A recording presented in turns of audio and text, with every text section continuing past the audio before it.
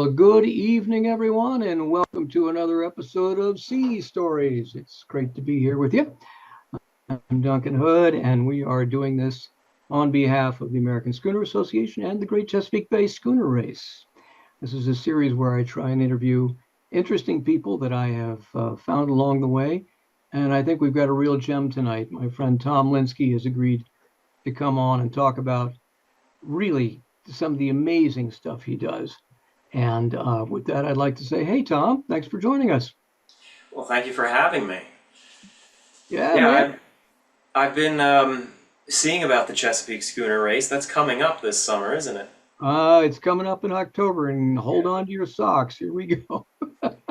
I might come down for it. That looks like a lot of fun. Oh, it'd be great fun. We'd love to have you. Absolutely. You're just around the corner in Cape May, so you're getting all this rain like we are, right?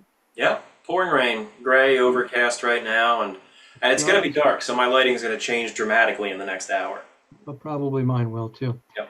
All right, ladies and gentlemen, a few housekeeping things. As we normally do, we will be running a chat screen and we'll be running a Q&A screen. So if you go to the bottom of your Zoom screens, you should find a little button for chat and for Q&A. Your chat will be seen by both of us as presenters and also by your friends who are still joining us. So if we could, let's see if everything's working. I'm going to type in where I'm signing in from. And if you all would do the same, it'll give us a chance to see if everything is up and running properly. So take a moment and chat, type in where you're signing in from, and it'll be great to see. Harrisburg, another Cape May, Newark, fantastic. Okay. Looks Nova Scotia. How cool is that? All right. Williamsport, Suffolk. I see some familiar names. Isn't that cool? I love this. Very Oh, nice. how am I? How am I? Oh, it's beautiful. This is a few slips up. Oh, that's from Dan. All right, everybody. Well, thank you for joining us. Before we get going, I do want to take a moment to say how much our hearts go out and how so terribly upset we are about the Cuauhtémoc Mexican tall ship accident up in New York at the Brooklyn Bridge. And there's just nothing we can say, but it's a terrible, terrible accident. And we feel so deeply for both the crew and their families. So, with that said, all right, Tom, I have been on and off your site for a couple, 2 or 3 weeks now, and I have to say, I am crazy impressed by the cool stuff you do. Why don't you tell us a little bit about how you find your stories, about how you put them together, and then we'll step into your slideshow when you're ready. All right. Well, sounds good. Yeah. So my name is Tom Lynskey, and I have a YouTube channel, which I see a lot of familiar names here, so I know some of you are familiar already. It's called Part-Time Explorer, and I do documentaries about maritime history and exploration. I'm a fellow in the Explorers Club, which is based out of New York City, and it's just a wonderful club of adventurers and archaeologists and explorers. And what I do with my videos in selecting the topics, honestly, I'm kind of overwhelmed with how many topics there are and stories out there that I want to cover. It's really just anything that strikes my interest. Because sometimes I'll do a video that's, not even really in those two categories, but it's just something I wanted to tell, so I'll put that together. But I have over 70 videos that are filmed, just waiting to be edited and put out there. So and then on top of that, there's so many others that I want to film that I'm halfway through writing, that I'm still researching, and it's overwhelming. I almost feel like, I know I don't go looking for new stories. I don't. They sort of just come to me. Some people will suggest it. I'll find it along the way in passing or just out on the road to film something else. And then they just get added to the list. And then I start filming those. So it's kind of going with the flow of stories that interest me and interest my team. And we have a lot on our plate right now that we're working on, in addition to the 70 that are in post-production already. Yeah, and what gave you the inspiration to start this whole thing? Your recreations are really quite amazing. And what kind of team do you have? Well, I have been making films my whole life, usually narrative ones. When I was younger, like all through grade school, I would make short films with my friends, like World War II shorts or adventure shorts. And then I started actually getting into game design and software development. And along the way, they were always educational topics. So along the way, I was like, I want to combine my filmmaking passion with these educational subjects that I'm developing with different teams. And that just led to documentaries, to fundraise for those projects. And that has evolved. It started as part-time because I also did government contracts and things like that. It evolved into my mainstay. So it takes up most of my time now. But I still do some of the other stuff on the side. But I've got a wonderful team. We're kind of spread thin because we have a good number of people on our team, but we have so many projects. We're developing an experience, a virtual software museum experience about the RMS Lusitania, and we've been working on that for a few years, and we have a few others in the works. And that is a massive undertaking, but a lot of the same people on that team work on my documentaries. I don't do my animations. We do it in-house. They're original and we make them. We don't contract that out. We don't license them, and it's certainly not AI. But I direct them and I say what I want them to have. And I have some modelers who make the models. A guy named Colin has been doing a lot of the modeling for the animations lately. He might pop into the chat, I don't know. But then doing the animations themselves directly is Alex Muller, who I did see pop up in the chat. So I've got some of my team in here too. He animates them and I kind of just direct him where to go, what to do with the cameras. But he puts quite a bit of his own originality into them. I do the video. The video and editing, filming, writing, research is all me, although we have historians regularly coming in to help out on these topics because I'm not an expert on everything. In fact, in a lot of topics, and I know I'm rambling here, in a lot of topics I go into them knowing very little. And then I research along the way, and then I feel like when the video comes out, I'm an expert. And then the next day I forget all of it. So... Totally Yeah. get that. Well, I'll tell you what. Let's begin your show, and we Sounds will good. see just what you do and how you do it. Okay. Here we go, and we should be seeing your first slide. I'm going to go quiet for a little while, and you just guide us on through, okay? All right, sounds good. So yeah, my YouTube channel is Part-Time Explorer, and my company that does the YouTube channel and also those virtual experiences and anything else we might dabble into is HFX Studios. Stands for Historical Films and Experiences, but it's a subtle nod to Halifax, which is where my wife is from, and it's where we met. So we recreate history, but we don't just animate it and tell the story from a desk chair, even though literally that's what I do on the camera.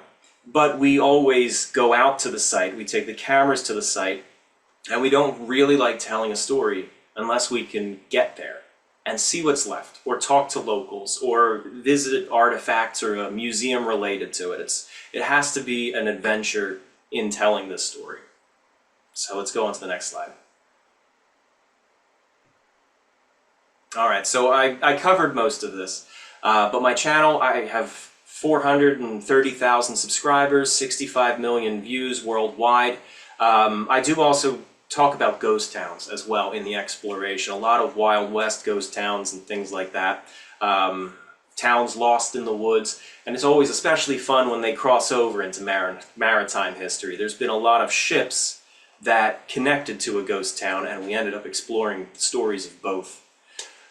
We do our animations, and we always approach the subjects with the idea in mind that we might be the only person to ever tell this story.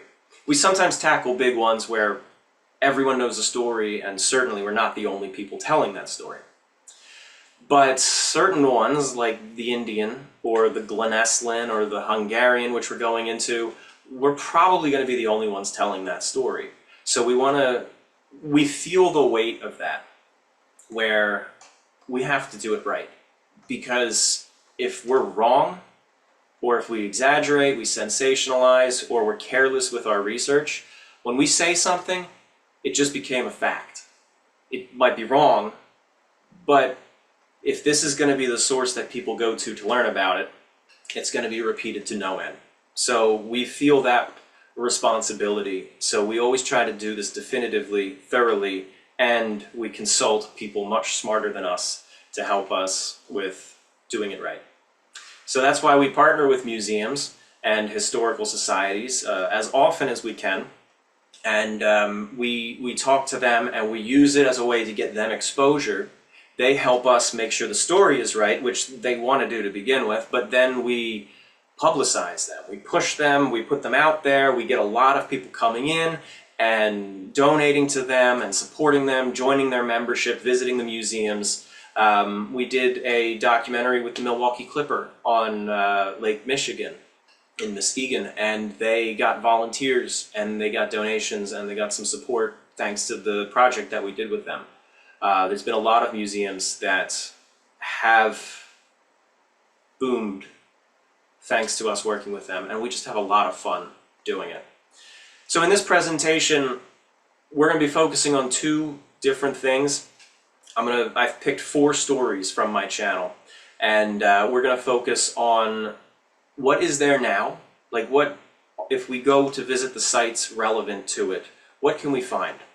And then the second part is recreating it. You know, with each one of these animations that we do, we very often, when we sit down with a historian, we give that historian the opportunity to see that story in 3D from all sorts of angles for the first time ever, usually.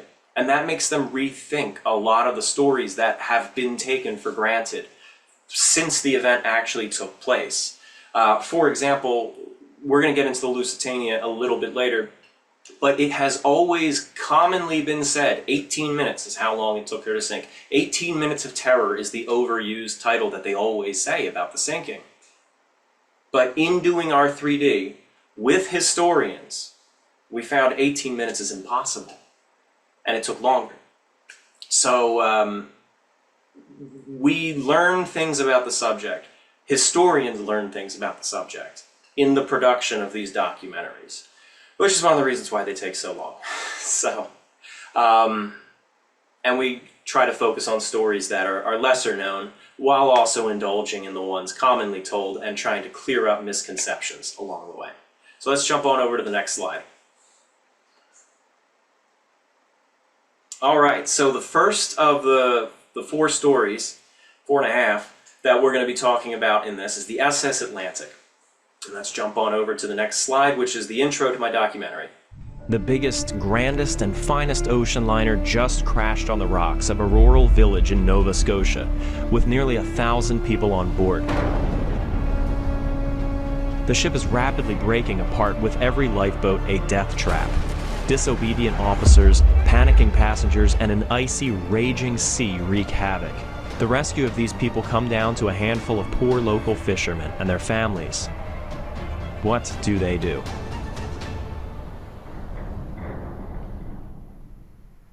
So the SS Atlantic was a White Star liner. That's the same company that owned the legendary Titanic about 40 years later.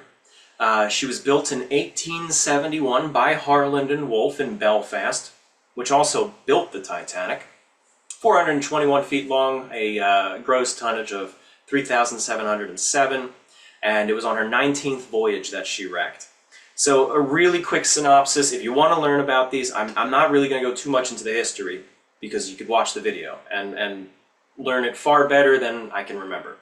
But she was sailing across the Atlantic from Liverpool to Queenstown to New York, technically New Jersey. And along the way, she had been battling storms, burned out her coal reserves, and then had to reroute to Halifax to resupply because it wasn't enough to get to New Jersey. And then along the way, through navigational errors and insubordination by the officer on watch, the SS Atlantic was 12 miles off course and ran right into the rocks of a rural fishing village in Nova Scotia.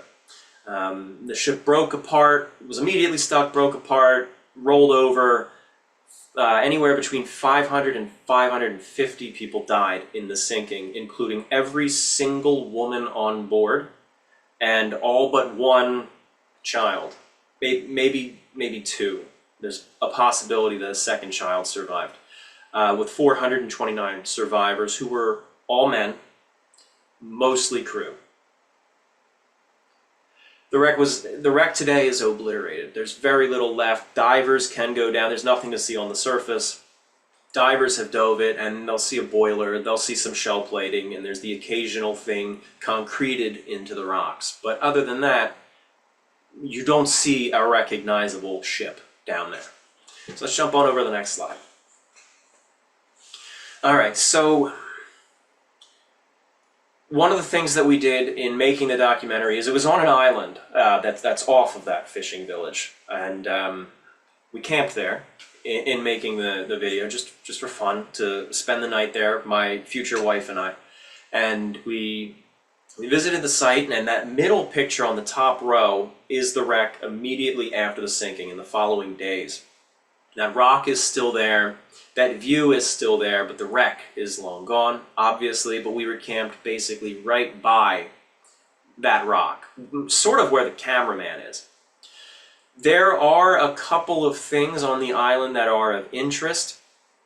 In the story of the rescue, they ended up having to run ropes from the ship down to the rocks, and allegedly they wedged a chain into the rocks and attached the rope to it. And I was just strolling out there and found that chain right there. As far as I know, there's no record of that chain existing, having been found. I'm not going to go so far as to say I'm the only person who's ever seen it since then, but it felt like a discovery. It felt like this is something exciting. It confirms a part of the story because it's right where that would have been. And it was just really incredible to see something still there 150 years later. So if you ever visit Halifax, Nova Scotia, this is a story worth looking into. At the bottom right is an excellent book by a friend of mine, Bob Chalk. And in making this documentary, which was heavily based on his work and his book, and he was featured in the documentary, we were able to take a 3D model of the ship that our team built, ram it up onto the rocks in a computer program, accurately recreated rocks, and go through the motions of the ship. And there were a lot of little things that were learned from that, the motions, how certain people couldn't have been able to get off, why certain lifeboats would have been disabled when they were disabled. And this was the first time that an actual proper timeline, as far as I'm aware, had been established down to the minutes, because we were able to put it in 3D and trial and error it until it made sense. Up until then, it was kind of just like, all right, well, it hits approximately at this half hour, it rolls over at approximately this half hour. But that was an example of using CGI to learn more. There's better examples in a little bit. That house in the bottom was the only building that I know of still standing from the time that a rescuer from the wreck lived in. It has sadly been torn down about 5 years ago. And the bottom left is the grave in Halifax, Nova Scotia, of the officer who essentially doomed them all. He was the only officer lost in the sinking, aside from the purser, but he was the only deck officer, and they didn't blame him. He was to blame, but there was an interesting nobility that the rest of the crew of the Atlantic had. They refused to throw their own under the bus. Even though they clearly did not get along, he was the black sheep in the crew, and he was obviously at fault, but the captain didn't blame him, and essentially burdened the blame himself, even though the captain was not at fault. So it was a very interesting bit of nobility. They all chipped in and got him this grave. No, what am I talking about? I'm sorry. That's the purser. That's Purser Ambrose Worthington. The grave of the officer is in that photograph, but he's unmarked. Allegedly he was marked. They all chipped in, but for one reason or another, his stone is gone. I will do a very quick shout out. I saw a name in the chat. I saw John Corbett. He is with the SS Atlantic Heritage Museum up in Nova Scotia, and they continue to preserve the story, and they're open seasonally, and they get a lot of visitors coming in to see the story. And most of those viewers came, I think, because of the documentary and Bob's book. So it's just one of those stories 150 years ago where it feels like everything's gone. But if you dig a little deeper, you can find certain things. You can find that grave down in Halifax. We actually found another grave just this past year that was lost. That is also in Halifax from a passenger who died. And then the chain, there's little traces. So it's just a thrill and an adventure for us to compile all of that into a video and share that with the world, along with telling the story of the disaster. So let's go on to the next slide. This is a pitch to ask you to join us at the American Schooner Association. Founded in 1972, the American Schooner Association is dedicated to the history, preservation, and promotion of the schooner rig. You don't need to be a schooner owner to join the organization, just to be interested in these beautiful boats. As time marches forward, the role that schooners played in the history of our country is fading too. Your membership helps support educational programs and provides a base for preserving these vessels. So, join us. It's inexpensive, important, and we'd love to have you along. We'll see you at amschooner.net.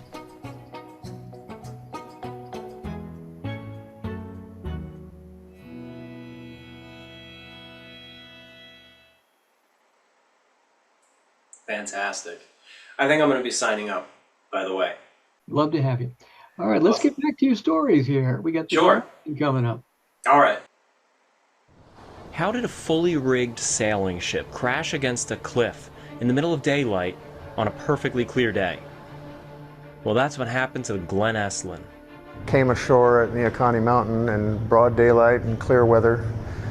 Still not clear what caused that, but lots of theories. People that witnessed it said it was almost as if they intended to go ashore, because the ship was in full sail and it just crashed into the mountain. If you frequent the Oregon coast, chances are you've seen a framed copy of one of these photographs of the Glen Eslyn, still in one piece but grounded hard on the rocks at the foot of Neocani Mountain. Despite how iconic these photographs have become, the story of the wreck of the Glen Eslyn hasn't been explored much beyond a few cursory paragraphs. I'm going to make an attempt to bring this oft-photographed but rarely discussed ship back to life, exploring her successful career and unfortunate demise. But more importantly, I want to see if I can get out to the actual spot that she wrecked, and see if anything at all remains of this 110-year-old shipwreck. I bet she's scattered all over this beach. Sailing ships have a romance. Open ocean, seeing far-off ports.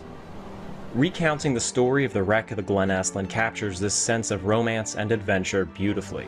So sit back and enjoy this old sea yarn of a beloved ship that outlived her era.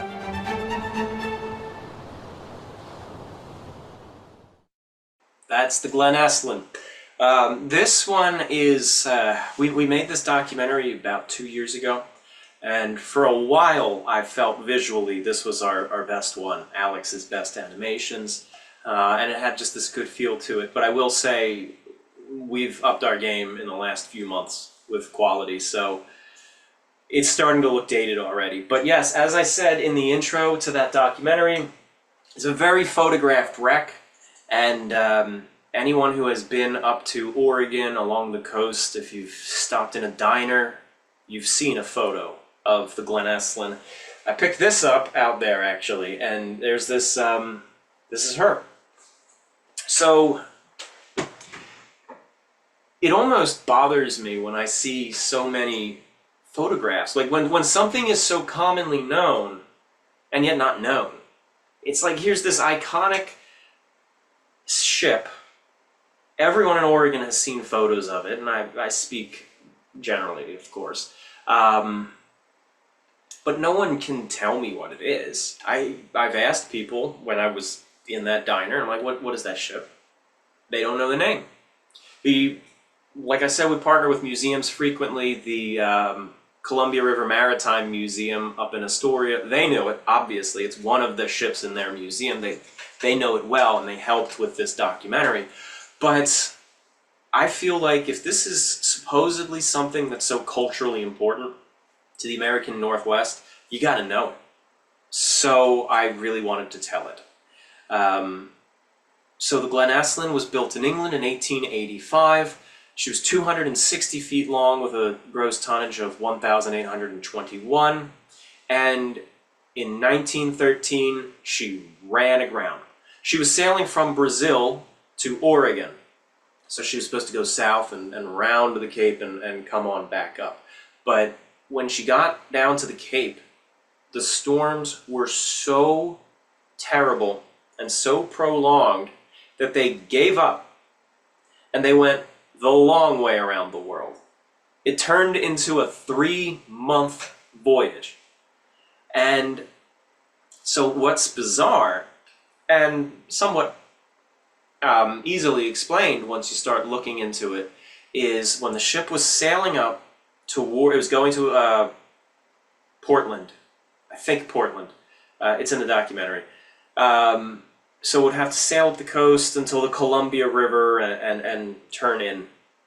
But about 50 miles south or so, and near Manzanita, the ship takes a hard right and goes right into the cliff. Just right into it. And the captain said a sudden fog bank came in, but nobody remembered there actually being fog in the nearby town. It was just bizarre. Everyone was ready to go. They had all of their belongings packed. There were no injured. Well, there was an injury, but no one died, fortunately. And the captain just went into town and got drunk. So it was deemed to be not insurance fraud, but I can almost guarantee you it was. This was the age when sailing ships were in their twilight, past their twilight in some cases. So I think they just had an expensive ship on their hands, and they didn't have the crew to run it for one reason or another. They chose not to scrap it, and they decided this would be more lucrative, just to run her aground. She didn't have any valuable cargo on board, nothing. So, but the story is more complicated than that. It's worth looking into. There's so many fascinating details about the Glen Eslin. Let's jump over to the next slide. So, again, there's a photograph of her at the top. But some cool facts about the Glen Eslin, for example, there was a sailor who started just as a lowly deckhand, and then he would go up in the rigging often. He was just a typical able body on the Glen Eslin. Got his career, got his first sea legs there, and I believe he started at 14. And this was in the earlier days of the Glen Eslin. I think that was like around 1902, so kind of in the midlife of the ship. And then he moved on. He served with the Glen Eslin for a year or two. You learn a lot more about this in the documentary. He moved on with his life, worked his way onto steamships, worked his way up, and eventually became Commodore of Cunard White Star. So that alone I felt would have been worth making this video for, just to tell that remarkable story of somebody who rose from the very bottom all the way up to the very top of one of the most prestigious shipping lines of the era. I think he was in the late 1940s when he was Commodore. But But I didn't know that story until I started looking into that. And then his accounts turned out to be some of the most descriptive of life on board the Glenesslan. And one of the things that he did say, which I think gives so much weight to the love of the sea and the love for these ships that a lot of mariners feel, is he was aboard a White Star Liner. I want to say the Swavik, and it was in port in some far-off corner of the world. And it turns out Glenesslan was in that port too. This was 5 or 6 years after he had left it. He was still some deckhand on the White Star Liner. I can't remember specifically, but he actually got leave from his ship while they were in port, and he went to visit the Glenesslan. They let him spend the day on board, and he just walked along the decks. He held the rails. He took a nap in the sails up in the rigging, he said. But he deeply loved that ship. And he said when he found out, it was a year later, when he found out that the Glenesslan had wrecked, he was heartbroken. He was absolutely heartbroken. For the ship, no one died. He didn't know anybody. He didn't know the guy who broke his arm. It was the ship. He was devastated by that. And it truly is a beautiful ship. So, again, I wanted to know what was there. There's not going to be anything visible. She was, as you see in that photograph, in those photographs, for about a month. They had tied her up. They had armed guards. That's who you see posing with her right in front of the ship there, that were protecting the ship from looters while the investigations were going on. And then after about a month, it broke apart in a storm and fell over. So there wouldn't be any visible, obvious shape of a ship. You very rarely see that in actual wrecks these days. But I wanted to know what was out there, because the people who did know about the Glenesslan, who I had worked with and talked to extensively, said there's nothing left. You won't find pieces, you won't find anything.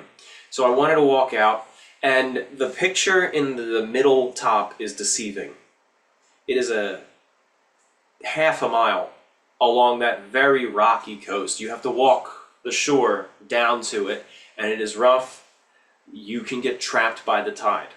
So it's important to be careful with your timing, to always be watching your back to make sure if you're going to get cut off, you bail. And of course the rocks, they're not dangerously slippery. You're not going to get pulled out if you're on your guard, but it was still rough getting out there. And to my surprise, there was hull plating. I presume that's hull plating. That might be decking. It's hard to tell, and I didn't have the time to truly look at it, sadly, because it was sunset, and I wanted to get out of there before I lost light.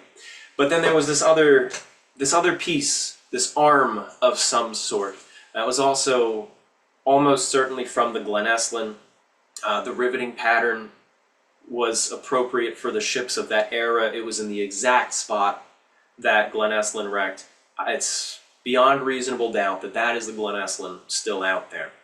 So that was always, it's always powerful to find something tangible at the site. In a museum, it's one thing, it still has its weight, but to find it, even if it's been found before, even if you're not the first, you feel like the first in that moment. To just uncover it and think, wow, I wasn't expecting this, but this was out here for me. That is a life ring that they had in the they have still in the Columbia River Maritime Museum. They have several artifacts from the wreck, and rather serendipitously, I decided one day to search on eBay for Glenesslan, because I was looking for postcards or something that would just kind of help with imagery of the ship, and I found a couple postcards, but not much. But I found this.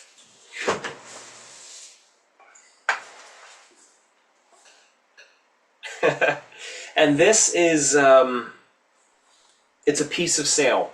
This is sail from the Glenesslan that somebody used a printing press and put this plate on here.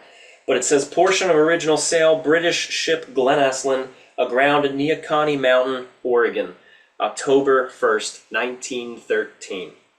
So I will say, this is just a very quick plug, excuse me, but I have a Patreon where people can give a monthly contribution to just support these films and these explorations. I don't oblige people to do it. I'm more than happy for people to just watch my stuff, and if they are in a comfortable position to support it, I appreciate it. But at my highest tier, I give an artifact away to everyone in that high tier every 3 months. And when I acquired this, which is when I published this documentary, on the back there were a whole bunch of fragments tearing off, little tiny fragments, and I clipped them and gave them out to my highest supporters on there. So they all got a little keepsake from the Glen Estlin as well. And I had just done a documentary, and I apologize if I'm getting long-winded. I had just done this a couple weeks ago, like now, about the aftermath of the Titanic, with the Mackie Bennett and the Minia and the Montmagny and the Algerine, which were sent out to recover the bodies. But they also picked up a lot of debris, a lot of wreck wood, furniture, deck chairs, planking, anything floating from the wreck, they pick it up. And I feel a parallel, almost, to these little artifacts, and wanting to share that with people, and wanting to show it, and wanting to collect it myself. And they received criticism for grave robbing, for morbidly picking things up from the Titanic, but quite honestly, these are sailors. And I say this in the documentary. These are sailors who are taking the same risk of their life as the sailors aboard the Titanic did. Like they have no disrespect for the sea. They're not out there callously saying, "Oh, cool, shipwreck stuff, love it." No, to them, this is a way of making a ship that went down live on, and holding on to that. So I kind of relate to that now in seeing these artifacts and having a few and sharing a few. So let's jump on over to the next slide. All right, so sorry, go ahead. Here we go. All right.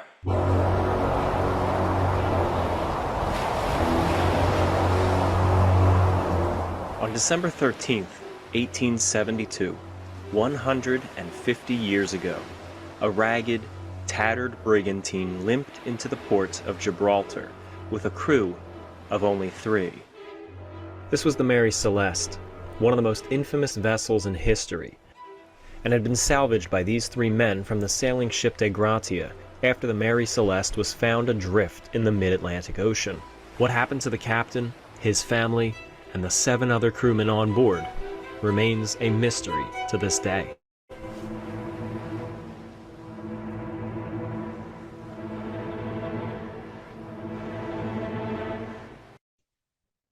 I love it, Tom. Thanks. So the Mary Celeste is probably the most known of the 4 stories that I'm really going into here, especially among this crowd. I would say people who enjoy sailing ships and maritime history. The Mary Celeste was one that just everybody knows. It's the quintessential ghost ship. But it's also a Nova Scotia story, and I go up there and I do a lot of documentaries on it, on Nova Scotia. So I wanted to tell that story. I'm sure it had been done because of the fame of the Mary Celeste, but I had not seen it. I had not seen just a normal telling of the Mary Celeste. I always see them that are just over-the-top dramatic.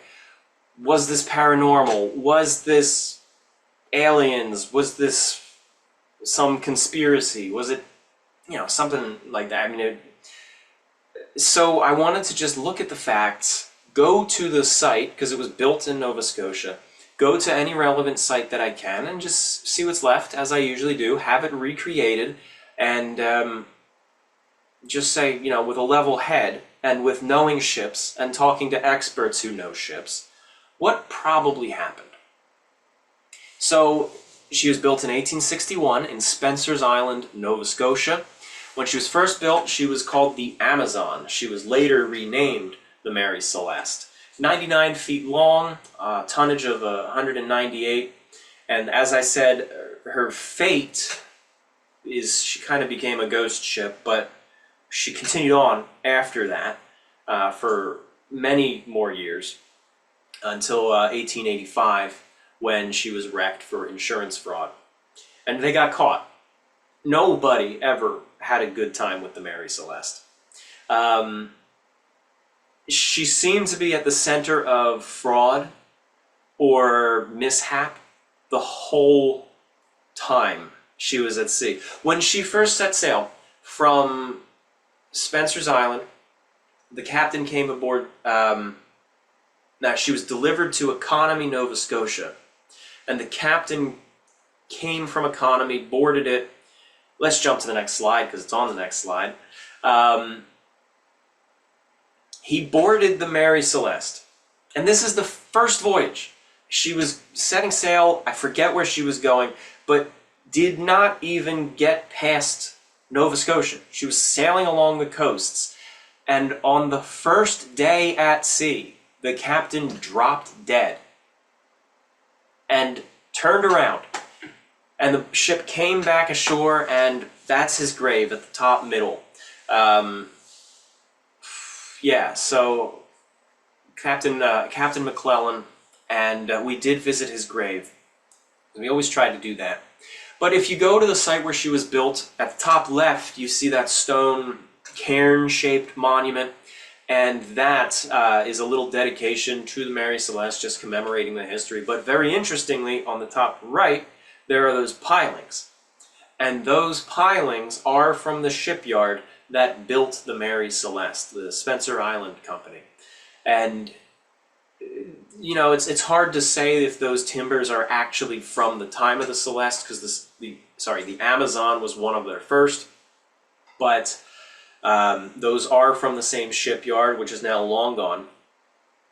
So when the tide goes out, to see something sort of tangible from the wreck, or from the construction of this legendary ghost ship, was very interesting. And at the bottom left, we played with that a little bit. We took the location of those timbers, and I did this profile shot looking straight down the beach, and Alex took the animation of our sailing ship model of the Mary Celeste, and we superimposed it onto it to get an idea of what the Amazon looked like when she was under construction there.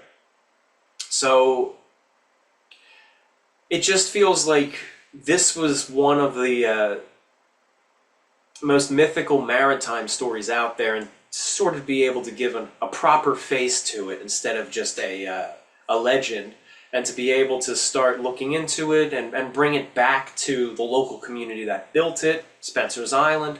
When we visited there, that bottom right photograph is one of several houses that still stand today, are still occupied, that belonged to the owners and the builders of the Mary Celeste. So this was the house of the owner, and he was financing the wreck. She had many owners, but this was the main owner.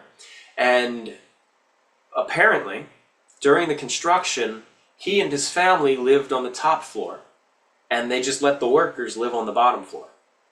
So it was a small community, and they were very, very involved. It was a very tight-knit community where they all worked together, and they built a nice ship that ultimately turned out to not be so nice. So again, we were able to use our CGI to bring the ship back to life. I don't believe it had been properly recreated before. As I said, I know the story had never been properly depicted before, as far as I'm aware. But we were able to work with the Age of Sail Museum up in Nova Scotia, who worked with us to get the shape of the ship correct, and designs right to a sailing ship of the era from that location. So we were able to really just finally give an authentic depiction to one of the main maritime stories of the world, I think. So let's jump on over to the next slide.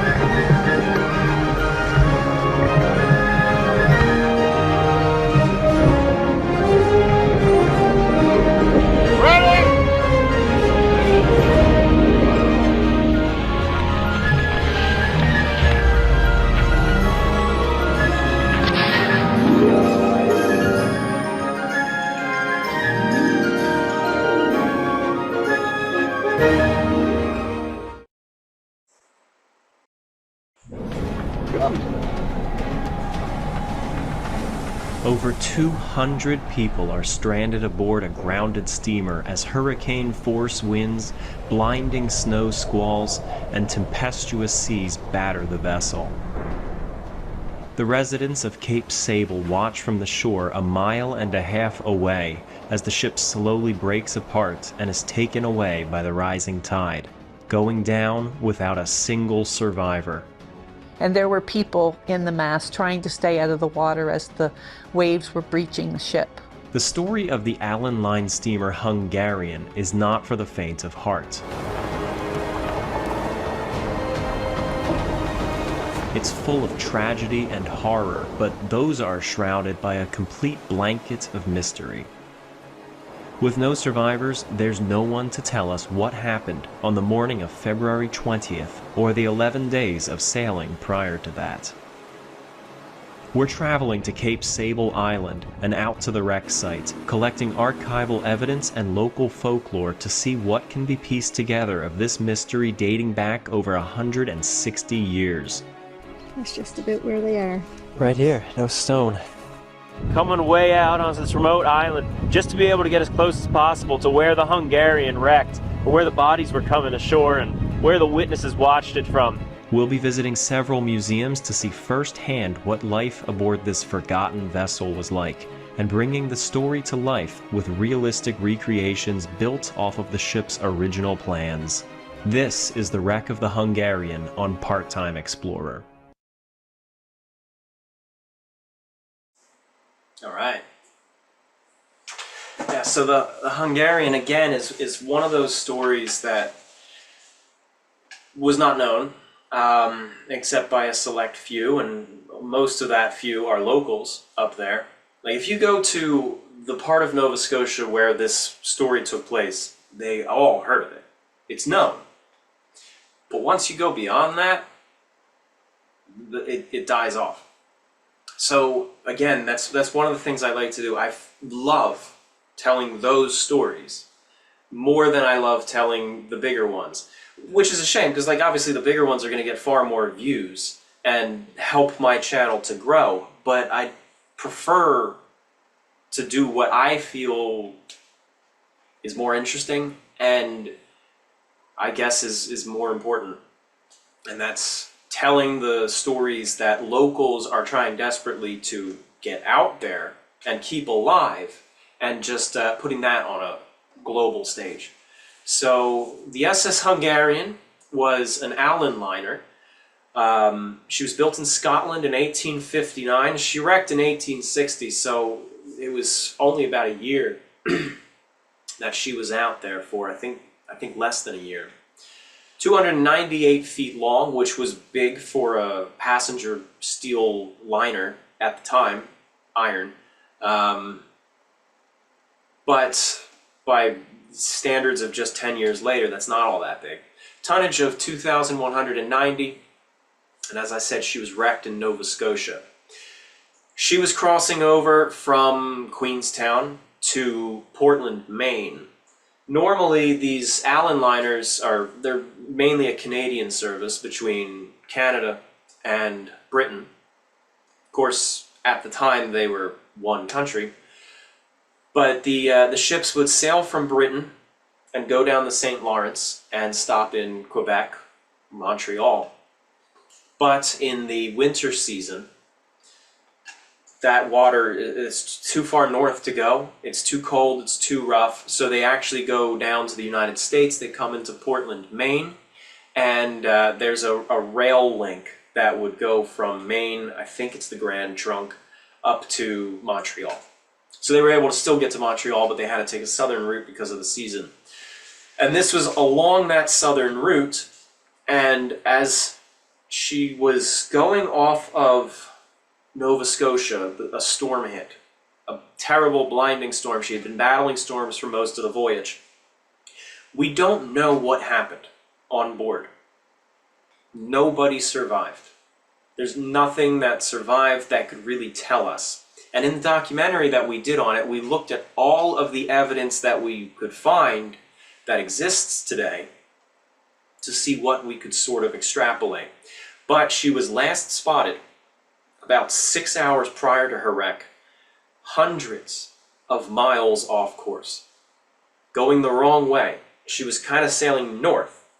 She was supposed to be going to Maine. She should be going, southwest.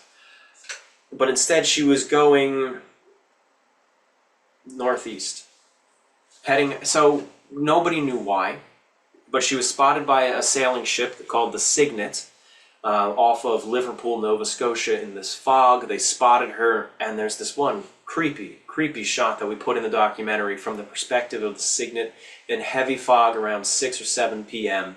And you just see the lights of the mystery steamer. They didn't know it was the Hungarian. It was just this mystery steamer going through the fog in silence except for the foghorn. So we love getting artistic and putting things like that in there that just really build the mood and give character to these wrecks. But that was the last time she was spotted until around midnight at Cape Sable Island, where they saw the steamer, a mystery steamer, stuck on a ledge about a mile or so offshore, horse race ledge. And some time goes by, and then they see it suddenly break off and shoot across the water, much faster than a ship should be able to go, shoots across the water and gets stuck on another ledge. And then over time the lights go out, the mast lamps fall, dawn comes, and the ship is still out there, as you see in this top right picture. That's kind of how she is around the time of dawn.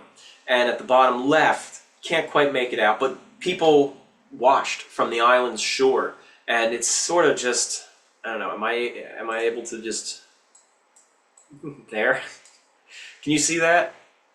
Yes, we can. All right, so it's hard to see, but that's where she is in the picture. You can see it better in the video, I'm sorry.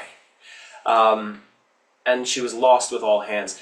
From the point of view of those people in the bottom left picture, earlier, because they had gathered in the middle of the night when it was still pitch black out, and they could see the ship out there, the lights, they couldn't go out.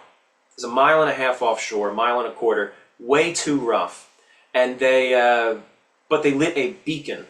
They burned a giant fire of the grass that they could find and some driftwood, threw it into a fire so that if any boats were coming off or somehow someone was swimming ashore, it was a winter storm, so that wasn't likely, they had something to pull towards.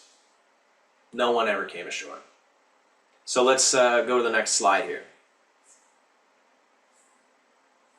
Of the ones in this list of 4 that we're talking about, this is the most forgotten. Because as I said, it's not known beyond Cape Sable. You won't find it much. If you look in a thick book of Nova Scotia shipwrecks, there's a half a page dedicated to the Hungarian. And yet, around 300 people, up to 300 people were killed. Every single one of them. So this was me. I went out to the site to film. my wife used to join me on these adventures, but as you can see in the bottom picture, we have a little one now. So I fly solo, and she keeps an eye on him. We have a second one as of 2 months ago. But at the time, yes, at the time it was just Tommy down there. So I went out and I met this gentleman at the top left. His name is Hot Dog Johnny.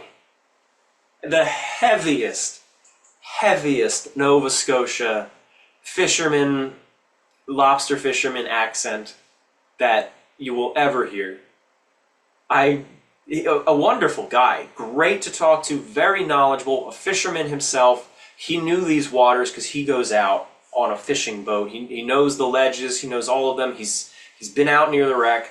Wonderful wealth of knowledge and a very fun guy to spend time with. I understood 40% of what he said. But it was you who said, was it you who said you hope I recorded him? He's in the video. And I thought about subtitling him, but I didn't know if that was offensive or not. But he took me out on his boat, and we went out to the island, and there's nothing left. You would assume there's nothing left, but there were locals who watched it, and we were able to find the foundations of their homes. Not pictured, but it's in the documentary. So you see in the bottom middle picture, I'm standing there. That's the closest point of land to where the ship went down. That is where they watched from. It's called Black Point. It's the highest point on the island, and it's the closest point to where the ship got stuck. And I was up there, and I like to spend time alone at these sites. I like to just kind of sit there, no camera rolling, for a few minutes at least, and just, say like a quiet thought, like a quiet prayer, if you will, about, the lives who were lost, and just take in the moment and the history. And while I was doing that, I saw this circle in the ground, and that's the top right picture. And it's very hard to see it in a picture. It doesn't show up that well in a video either, but it's about 6 feet across, and it's about 1 or 2 feet deep. It looks like it's lined with a couple of rocks, and it's right at that point. I've camped a whole bunch. I've gone out in the desert. I've camped a lot. It looks like a fire pit.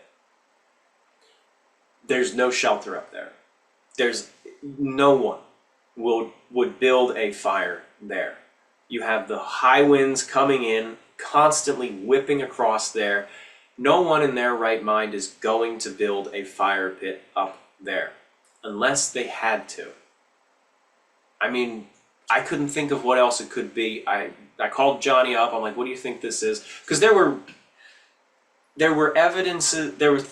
bits of evidence all throughout the island of just generations of lobster fishermen putting up traps, having lobster catching, I forget what they're called, huts sort of things. You can see those remains there.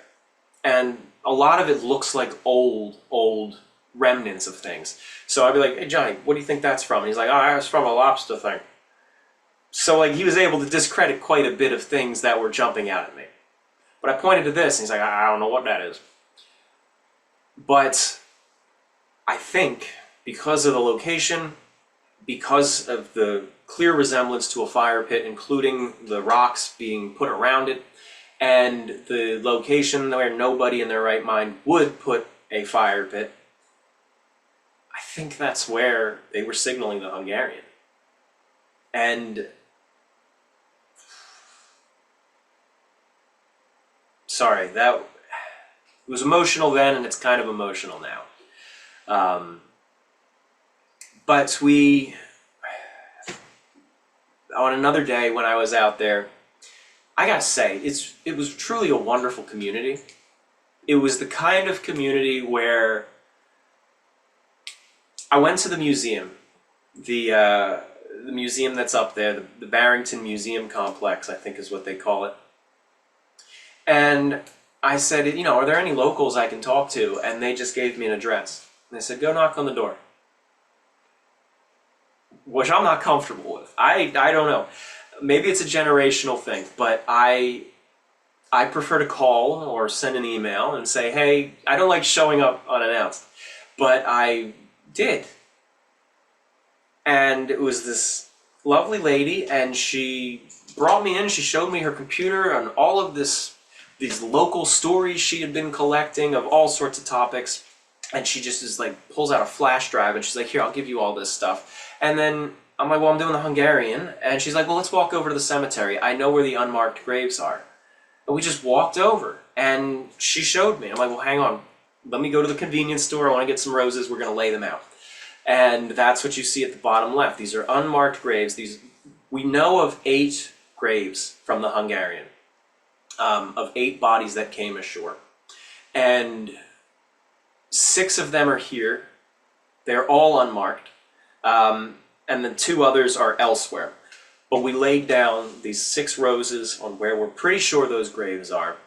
And, you know, it really felt like the story with the least amount of evidence that remains. Until she started saying, oh, well, if you go knock at that door, they have something from the ship. Or if you go knock at that door, that house was made out of the ship. You know, just things like that. It was incredible to be able to start digging. And that's why I love talking to locals. Somebody had recently asked me, why do you really talk to locals? Because it's all handed down information. So yeah, you have to take the facts with a grain of salt, but they're able to point you in directions and share family stories that you wouldn't get anywhere else. And I knocked at this one gentleman's door who allegedly had a door from the Hungarian. I just walked up. I'm like, I hear you have a door from the Hungarian. And he's like, yeah, you want to see it? I'm like, yeah. And he takes me into his barn. It's buried. Things are piled on top of it. It's painted. It had been painted green. And he's like, I don't know what to do with it. And I just bought it off of him. And that's it, at the bottom right. It's from the saloon, from the first-class dining saloon of the Hungarian. It's incredible. And the stories that he said he was in love with this door.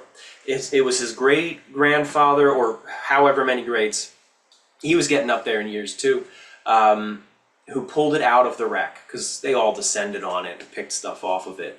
And he said he hung it up in the house, and the house was passed down through generations until it became his grandfather's house.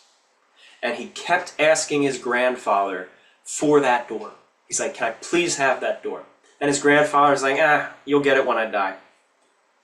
And then the house caught fire and was burning down to the ground.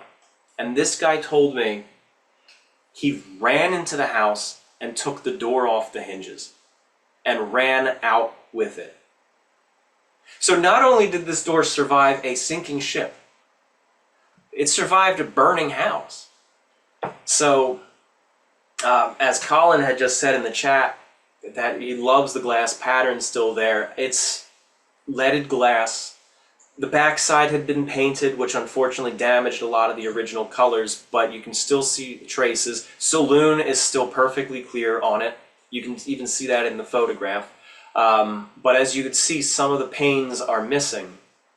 And he told me, as far as he's aware, that was damage done during the sinking. That is not from the years since. That was blown out when the ship went down.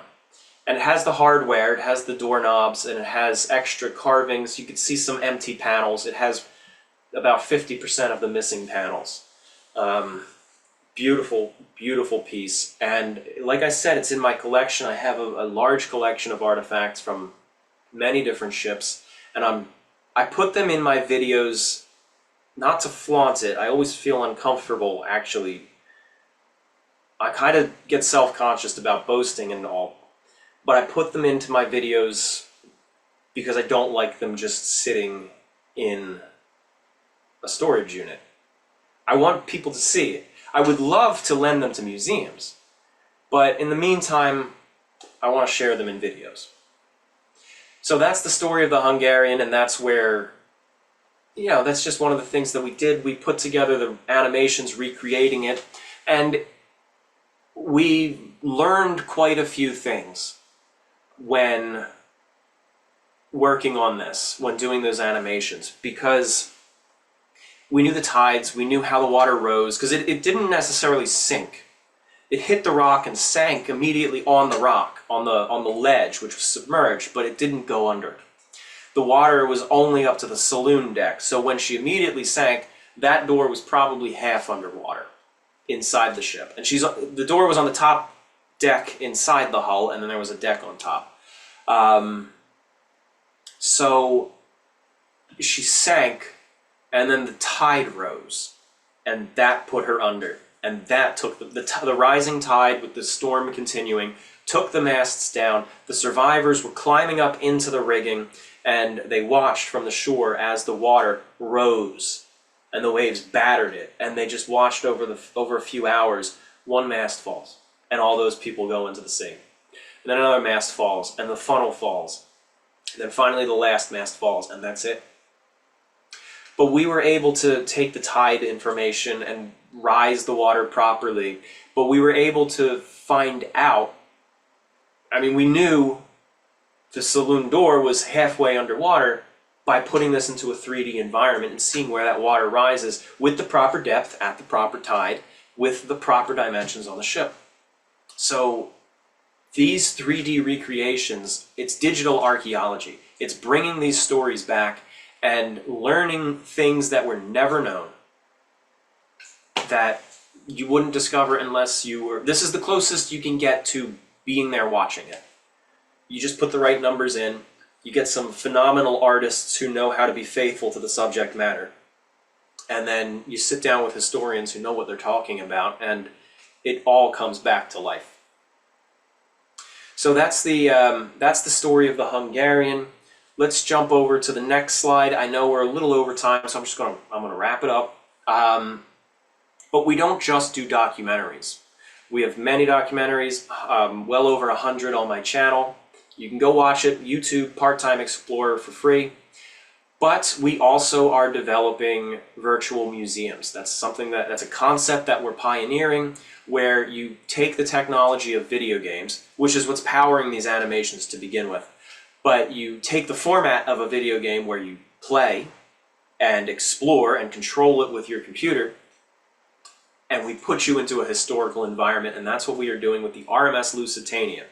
Our museum experience is called Lusitania, the Greyhound's Wake. Let's jump on over to the next slide. I can't remember if I did 1 or 2 slides of the Lusitania, but these are some images. We did a companion book. All right, it's just one. We did a companion 2-volume book called Lusitania, an illustrated biography. So a lot of the renders that you see are from the experience, but framed specifically for the books. So these are a hybrid of book and experience that you're looking at right here. But you walk the ship, and you learn about it in a museum. You see it sink. You hear the stories of the people who were there. You learn about the construction, the career. You get a first-hand experience of this ship like never before. And we are taking our time to do it right. There's others who are slapping some together. We're taking the time to tell it right, to work with historians, to work with divers, to work with people, naval architects, to make sure that what we build is the Lusitania, that it makes sense, that it's faithful, because again, as I said at the beginning, we feel that this is a burden, a good burden, where we have to tell it right. We feel the weight of the importance of getting things done right. So there it is. It's called Lusitania, Greyhound's Wake, and we're still working on it. We've been working on it. Don't know when it'll be done, but we have jobs and documentaries to make too. So, well, that's it. We can jump over to the last slide. As I said, we have 2 books. They are available, and they show those beautiful renders that you've seen, and they also go into the complete history of the infamous RMS Lusitania. They're available at atlanticliners.com, published by the History Press. And yeah, our team wrote it. Our historians and me and Levi, my lead developer, we wrote it. And if you want to check out my Patreon as well, Part-Time Explorer, my YouTube is Part-Time Explorer, and we also have a sister YouTube channel called Steam and Splendor, which is run by the historians on my team. If you want to check that out as well, Steam and Splendor on YouTube. So that's it. Thank you. Awesome. Thank you so much, Tom. I really appreciate it. How fascinating. I will say, for anybody who has a chance, if you can get a view, it's online, of his sort of tour of the Lusitania.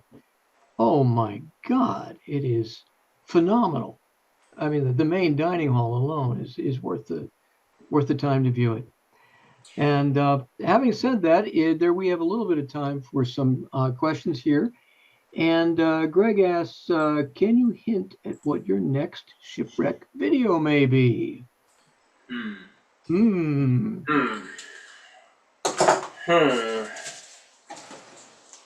Actually, this is not the next one, but it's the one I'm working on right now. Steamboat Sultana. We're hoping to have that out in the next month. We do have another one that will be coming out hopefully in the next 2 weeks. We're putting the finishing touches on it, and it's a wreck that you've never heard of. I've never heard of it until I bought an artifact from it, and I looked at it. It has a. I'm really getting into wrecks that no one's heard of. Sultana is not. Everyone's heard of the Sultana, but I just love the mystery of what can we uncover. I bought a plate that was pulled off of a wreck, and on the back is a sticker that says recovered from this ship on this date by this person. And I'd never heard of it. Google has hardly heard of it. And that was a challenge. Like, all right, what can we find on this? So we put together a little something. That's extremely cool. Yeah. That's very cool.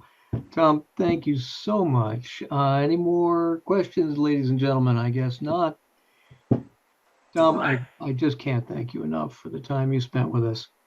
And more importantly, for the effort you put in to make these things come alive and really analyze what happened, when, and who was along. And thank you. There you go. Thank you. It was a pleasure being here. Thank you for inviting me. And of course, thank you to everybody who tuned in.